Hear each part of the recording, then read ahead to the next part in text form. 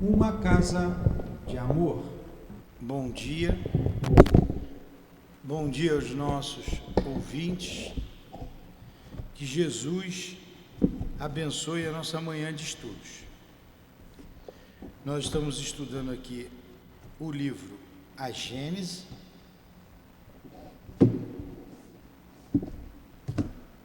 era para nossa amiga deixar o livro aqui, pronto, na página, eu sento, dou o bom dia, e onde foi que está marcado?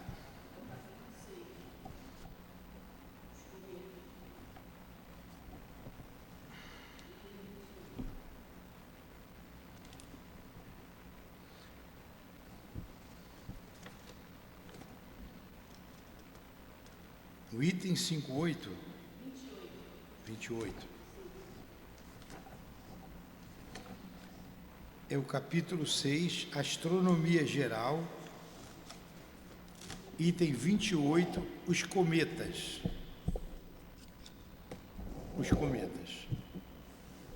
Vamos ler o Evangelho e fazer a nossa prece.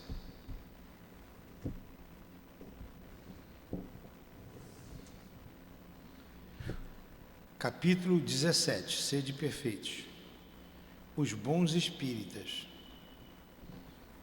O espiritismo, bem compreendido, mas principalmente bem sentido, forçosamente conduz aos resultados acima mencionados, que caracterizam o verdadeiro espírita, assim como o verdadeiro cristão, porquanto um e outro agem da mesma forma. O espiritismo não cria nenhuma nova moral. Ele facilita aos homens a compreensão e a prática da moral do Cristo, dando uma fé sólida e esclarecida àqueles que duvidam ou vacilam. Muitos dos que acreditam nos fatos das manifestações, no entanto, não compreendem as suas consequências nem o seu alcance moral, ou se os compreendem, não os aplicam a si mesmos. Por que isso acontece? Por uma falta de clareza da doutrina? Não, visto que ela não contém alegorias, nem figuras que possam dar lugar a falsas interpretações. A clareza é a sua própria essência, é o que lhe dá poder, porque ela vai direto à inteligência. Nada tem de misterioso e seus iniciados não são possuidores de nenhum segredo escondido ao povo. Vamos à nossa prece.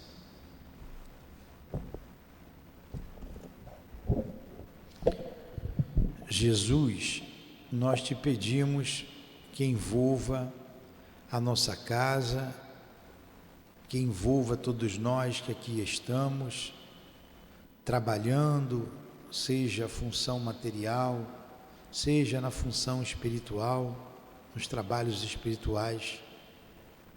Precisamos da tua presença amiga, do teu amor a nos sustentar. Esses estudos, precisamos de inspiração, que ela chegue até nós através dos nossos benfeitores, dos patronos do estudo da Gênese, que são Camilo Flammarion e o nosso José Jorge. Que eles nos ajudem no entendimento, na compreensão da obra a ser estudada. Então, em nome desses irmãos, em nome do altivo e da coluna de espíritos que sustentam o nosso SEAP, em nome do amor, do nosso amor, do teu amor, Jesus, e do amor de Deus, nosso Pai, acima de tudo, iniciamos os estudos da manhã de hoje. Que assim seja, graças a Deus.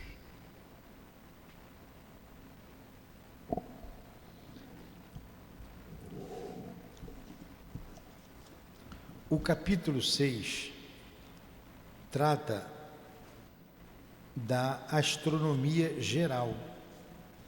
Nós estudamos semana passada sobre os satélites, a função deles, antes os sóis e os planetas, a criação universal, a criação primária, o espaço, o tempo, as leis e as forças. Então já estudamos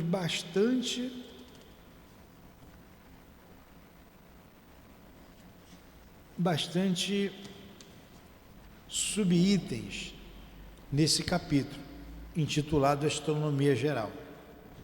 E hoje a gente vai iniciar, o estudo é pequeno, sobre os cometas. Depois a Via Láctea, as estrelas fixas, os desertos do espaço, eterna sucessão dos mundos, a vida universal, a ciência e as considerações morais de tudo isso. Olha que é um assunto bem complexo, né? Porque foge do nosso dia a dia, do nosso conhecimento diário, dos nossos hábitos. Então vamos lá. Os cometas.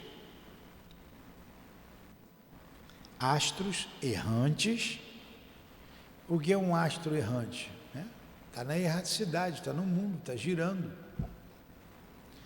Astros errantes, mais ainda que os planetas, que conservam, quer dizer, no mundo, na erraticidade não, aqui errantes, que eles não têm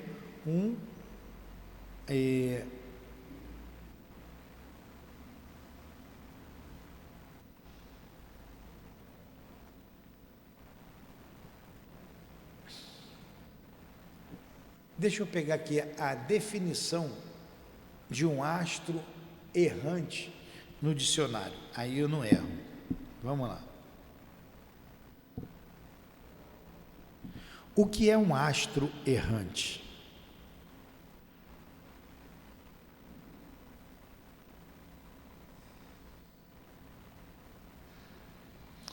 O Google aqui está pensando, tá? De acordo com a astronomia no zênite, astro-rei, outra forma de se referir ao Sol, a estrela em torno da qual giram os planetas do chamado Sistema Solar, que contém a Terra. A massa do Sol responde, sozinha, por mais de 99% da soma de todos os corpos que giram em torno dele. Não definiu muita coisa não, né? Não definiu. Vamos lá, vamos ver o que Kardec traz aqui para a gente. Os cometas, astros errantes, mais ainda que os planetas, que conservam a denominação etimológica, os cometas serão os guias que nos ajudarão a transpor os limites do sistema a que pertence a Terra, para nos levar às regiões longínquas do espaço sideral. Porém, antes de explorar os domínios celestes, com o auxílio desses viajantes do universo, será bom fazer conhecer, tanto quanto possível, a natureza intrínseca dos cometas e o seu papel na organização planetária. Alguns viram nesses astros, com longos cabelos, mundos nascentes, elaborando no seu caos primitivo as condições de vida e de existência que são dadas em partilha às terras habitadas. Outros imaginaram nesses corpos extraordinários mundos em estado de destruição. E para muitos, a aparência incomum que apresentam foi motivo de considerações erradas sobre a sua natureza, a tal ponto que todos os consideravam, inclusive na astrologia judiciária, como pressagiadores de desgraças enviados à terra, espantada e trêmula por desígnios providenciais. Então, cada um fazia uma ideia desses cometas, até os populares, na ideia popular, que os cometas traziam maus presságios, trazia azar. Outros que eram início de mundos ou fim de mundos, enfim. A lei de variedade é aplicada com uma tão grande profusão nos trabalhos da natureza que se pergunta como os naturalistas, astrônomos ou filósofos criaram tantos sistemas para comparar os cometas com os astros planetários e para vê-los apenas como astros em um grau mais ou menos adiantado de desenvolvimento ou de decadência. Entretanto, os quadros da natureza deveriam ser amplamente suficientes para afastar do observador o cuidado de procurar relações inexistentes e deixar aos cometas o papel modesto, porém útil, de astros errantes, servindo de exploradores dos impérios solares. Então são astros que não têm destino. Astro errante é esse, ele não tem um destino, ele está sempre girando, sem rumo. Uma vez que os corpos celestes de que estamos tratando são muito diferentes dos corpos planetários, eles não têm, como estes, a finalidade de servir de morada às humanidades. Eles vão sucessivamente de sóis em sóis, às vezes se enriquecendo no caminho com fragmentos planetários reduzidos ao estado de vapor, a urir nos seus focos os princípios vivificantes e renovadores que espargem sobre os mundos terrestres. Então, eles vão de sol em sol, angariam algumas poeiras, vapores desses astros e vão girando sem rumo, por isso são errantes. Diferentemente dos planetas, que são astros que são moradas de habitantes espirituais, de homens, de espíritos. Não existe nenhum planeta no universo que não seja habitado. Todos são. Todos são.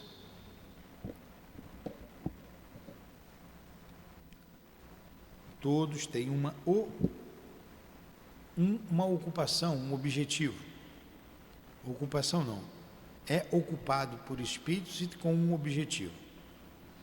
Se acompanhássemos com o pensamento um desses astros, quando ele se aproxima do nosso pequenino globo para lhe atravessar a órbita e retornar ao seu apogeu, situado a uma distância incomensurável do Sol, para visitar com ele as regiões siderais, nós transporíamos essa extensão prodigiosa de matéria etérea que separa o Sol das estrelas mais próximas e, observando os movimentos combinados desse astro, que se suporia desgarrado no deserto infinito, ainda lá encontraríamos uma prova eloquente da universalidade das leis da natureza que atuam a distâncias que a mais fértil imaginação mais pode conceber.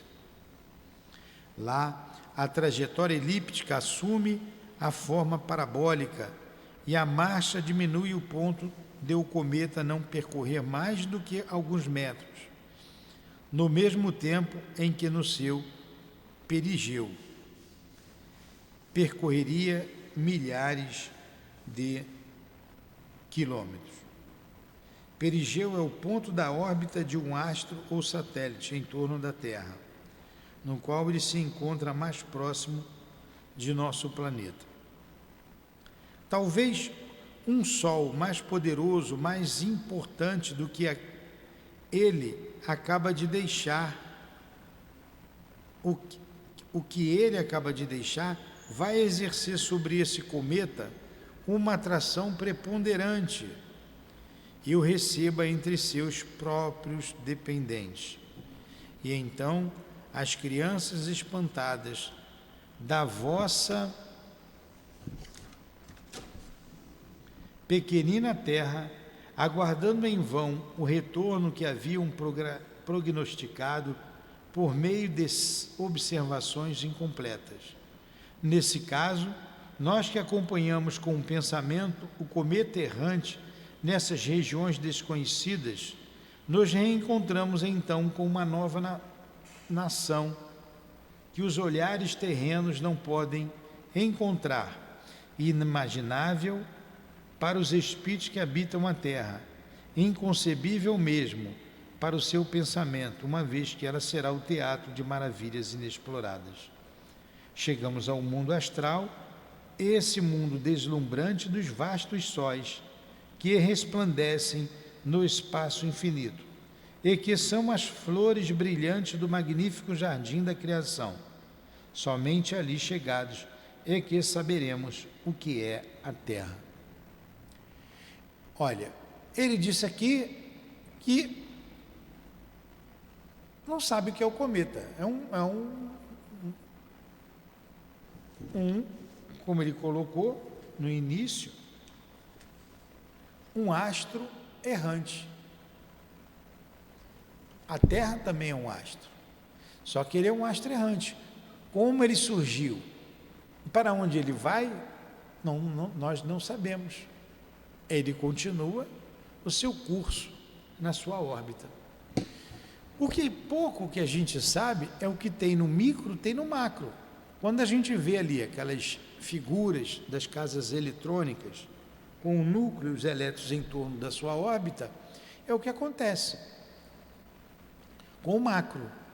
O Sol seria o núcleo e a gente tem em torno do Sol, numa rota elíptica, os planetas do sistema solar. E as galáxias são compostas de diversos sistemas. Estrelas, que têm luz próprias, com um corolário de planetas. E os cometas, a gente vai ver algumas teorias aqui da formação da Terra, seria a sua formação partiria desse mesmo princípio, fragmentos desse Sol, de um astro, que percorre, numa rota elíptica, o espaço sideral. É o que a gente sabe. Isso mostra o quê? A nossa ignorância. A nossa ignorância. Tudo bem até aí? Vamos lá. Eu sei que eu não esclareci, né? Mas também não fomos esclarecidos, só sabemos que é um astro que percorre numa órbita elíptica, sem rumo, o espaço sideral. Isso que é um cometa. Lembra do cometa Halley que passou aqui? Ele visita os sóis, né? Foi embora. Quando que ele vai voltar? Eu não sei. A ciência até sabe, a astronomia até sabe. Ele vai numa rota, passou por esse Sol, vai passar por outros sóis, não sei daqui a quantos séculos, a quanto tempo, ele passa por aqui de novo e vai. Qual o objetivo? I don't know. SDS. SDS. Sabe o que significa SDS? Só Deus sabe. A Via Láctea. Durante as belas noites estreladas sem lua, qualquer um de nós pode observar essa faixa esbranquiçada que atravessa o céu de uma extremidade à outra e que os antigos, em razão da sua aparência leitosa, denominaram de Via Láctea. Essa faixa difusa tem sido longamente explorada pelo olho do telescópio nos tempos modernos, e essa estrada de poeira de ouro, ou esse regato de leite da antiga mitologia, transformou-se em um vasto campo de maravilhas desconhecidas. As pesquisas dos observadores conduziram os conhecimentos da sua natureza e revelaram lá onde o olhar errante percebia apenas uma fraca luminosidade, milhões de sóis mais luminosos e mais importantes do que aquele que nos ilumina. Então, Via Láctea vem de lácteo, de leite, né, esbranquiçado. A gente vê bem lá no interior, né, dos estados, né, do interior do país, onde tem menos luz, a gente vê bem, visualiza bem a Via Láctea, né? Milhões, bilhões de estrelas, de pontinhos no céu. É um conglomerado de sistemas. Então, a Via Láctea é composta de vários sistemas. São bilhões e bilhões de planetas, de sistemas, e com isso de planetas. É a única galáxia existente no universo? Não. Existem outras galáxias. Nós moramos, vamos lá devagarinho, nós estamos aqui em Vargem Pequena, na cidade do Rio de Janeiro, no país chamado Brasil, na América Latina, no globo terrestre, no planeta Terra, que faz parte do sistema solar do nosso Sol, que é situado na Via Láctea. Olha o nosso endereço aí, na Via Láctea. Agora, qual a nossa importância, né? O nosso tamanho em relação a tudo isso. E por que tanto orgulho, né? Você sabe com quem está falando? Para que tanta coisa, né? Somos quase nada. Porém, importantes para Deus. Espíritos aprendendo a amar, importantes para Deus. Com efeito, a Via Láctea é uma campina semeada de flores solares ou planetárias que brilham na sua imensa extensão. Nosso Sol e todos os astros que acompanham fazem parte desses globos radiosos que formam a Via Láctea. Porém, apesar de suas dimensões gigantescas relativamente à Terra e à grandeza do seu império, ele só ocupa uma posição inapreciável nessa vasta criação.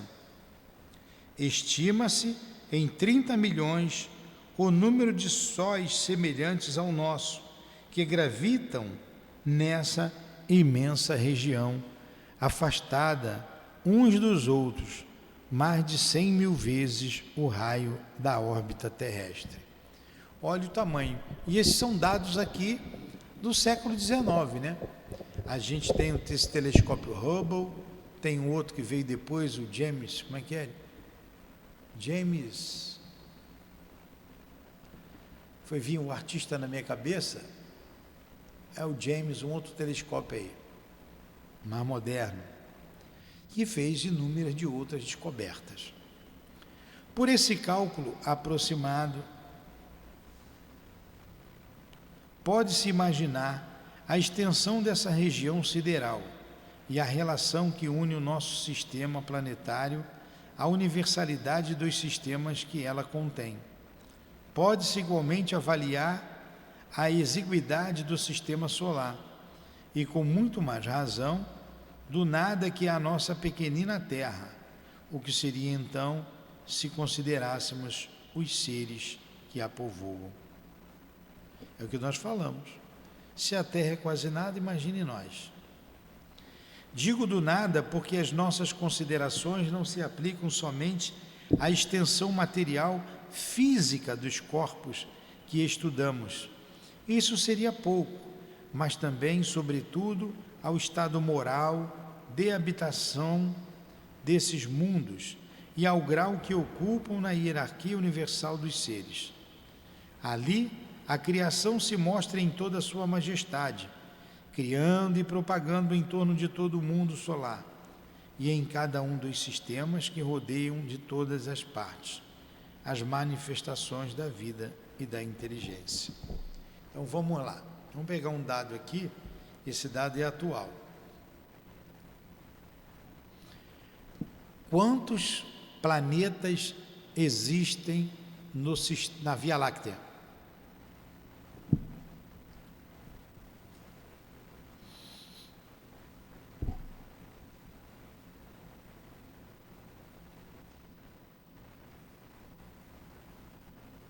De acordo com o Mundo Educação, UOL, o Sistema Solar é formado por 8 planetas: Mercúrio, Vênus, Terra, Marte, Júpiter, Saturno, Urano e Netuno. Já Plutão, anteriormente classificado como planeta, foi rebaixado para planeta não. Agora voltou a ser planeta. Eu aprendi 9, né? Mas não foi isso que eu perguntei.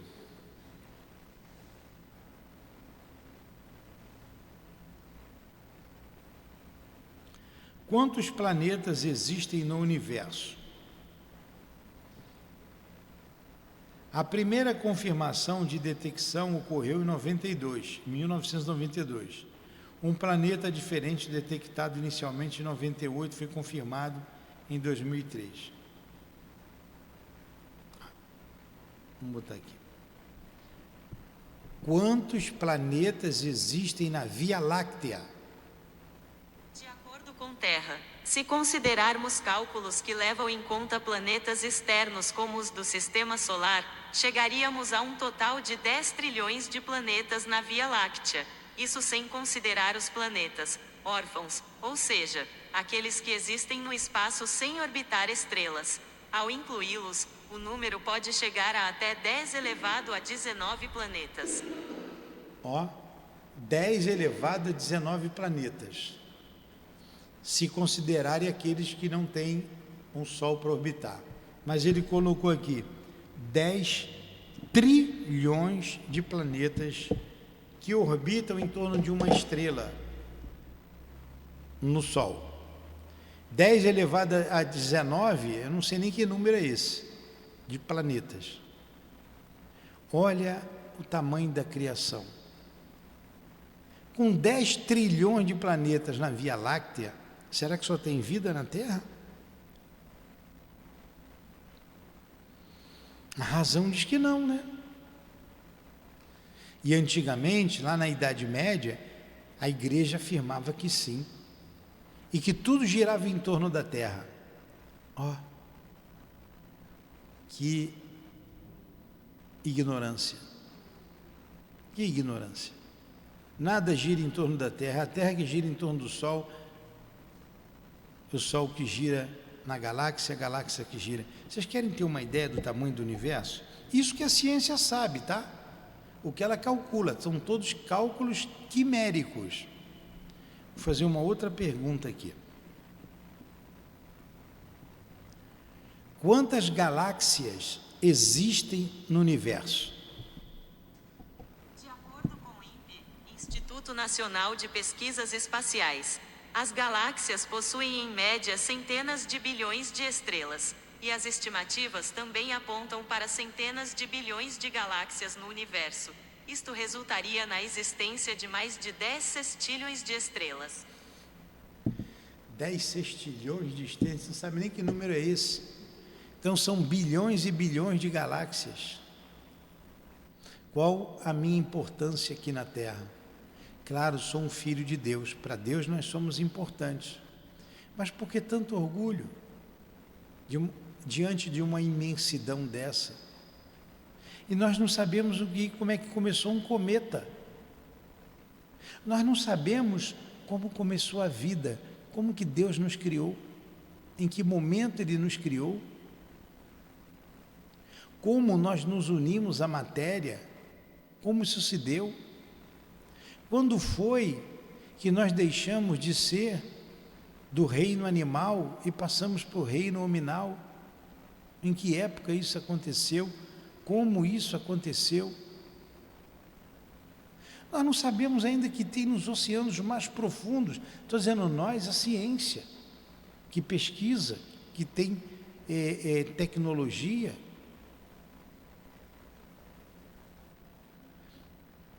Então, olha o tamanho da nossa ignorância. Agora, sabemos fazer guerra, né? Sabemos fazer guerra, queremos mandar, sermos ditadores de uma nação.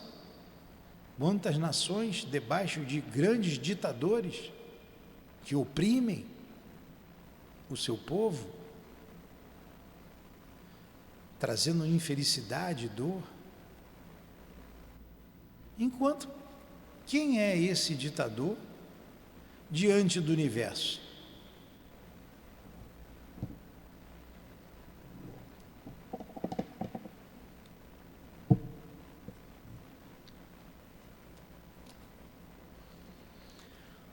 Por esse cálculo aproximado, pode-se imaginar a extensão dessa região sideral e a relação que une o nosso sistema planetário à universalidade dos sistemas que ela contém. Pode-se igualmente avaliar a exiguidade do sistema solar, uma coisa exígua, e com muito mais razão do nada que é a nossa pequenina Terra. O que seria então se considerássemos os seres que a povoam? Digo do nada, porque as nossas considerações não se aplicam somente à extensão material, física, dos corpos que estudamos.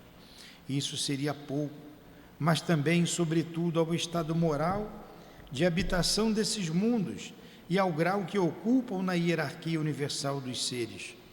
Quer dizer, é a inteligência desses seres que habitam esses planetas mais elevados do que o nosso. A doutrina espírita revelou tudo isso para nós. Ali a criação se mostra em toda a sua majestade, criando e propagando em torno de todo o mundo solar e em cada um dos sistemas que rodeiam de todas as partes as manifestações da vida e da inteligência. Dessa forma, conhece-se a posição ocupada pelos nossos Sol ou pela Terra no mundo das estrelas.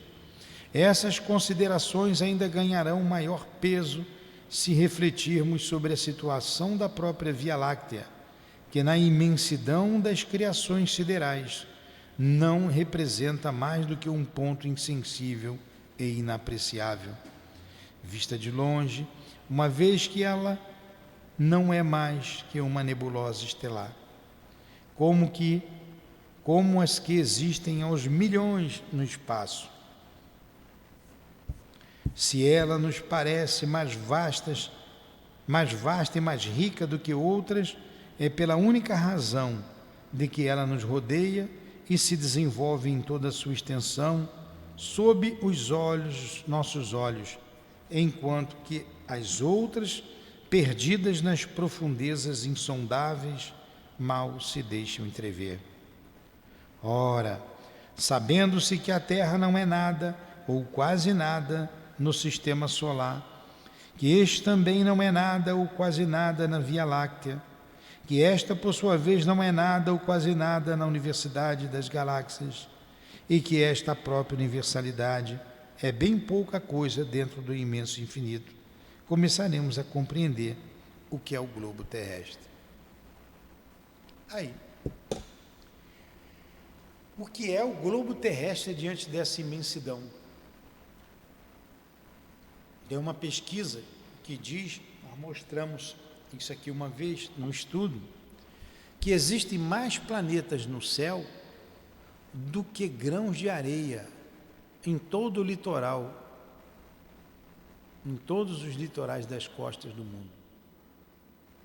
Tem mais planeta no universo, no céu, do que grãos de areia nos litorais do nosso planeta, do planeta Terra. Então, o que é a Terra diante de tudo isso?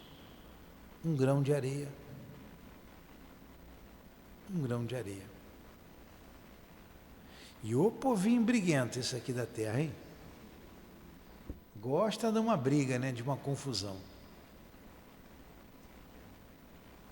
Olha, porque Jesus disse que Deus trabalha. Deus trabalha.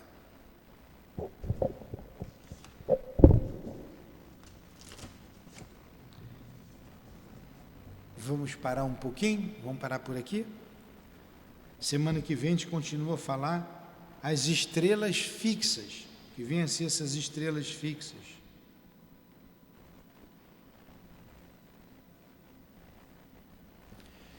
Next week, na próxima semana, a gente vê isso. Vamos fazer a nossa prece e encerrar. Senão a gente fica tonto com tanta informação, né? Aliás, a informação que fica é que nós não somos nada, que nós não sabemos de nada. Eu não sabia que você era tão ignorante assim, hein?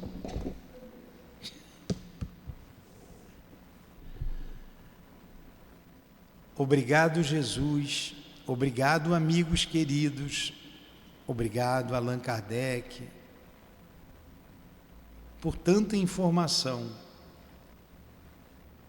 mostrando-nos a necessidade da humildade, da simplicidade de nossos seres diante da imensidão que o Criador preparou como morada para a sua criação, para os seus filhos, como moradas para nós, espíritos que habitamos no planeta Terra. Muito obrigado. Que Deus os abençoe, que Deus nos abençoe e nos ajude a pensar mais, a sentir mais o Criador dentro de nós, o Criador como importância para as nossas vidas. Em nome desse Deus de amor e de bondade, em nome do Cristo Jesus responsável pelo planeta Terra, em nome dos guias aqui presentes, dos nossos patronos, o professor José Jorge e do Camille Flammarion, em nome do amor, do nosso amor, Lourdinha, do amor que vibra nesta casa, no coração do altivo e dos irmãos que dirigem esta casa de amor, é que pedimos a devida permissão a vocês, a Ti, Jesus, e a Deus acima de tudo, para encerrarmos os estudos da manhã de hoje, em torno do livro A Gênese. Que assim seja. Graças a Deus.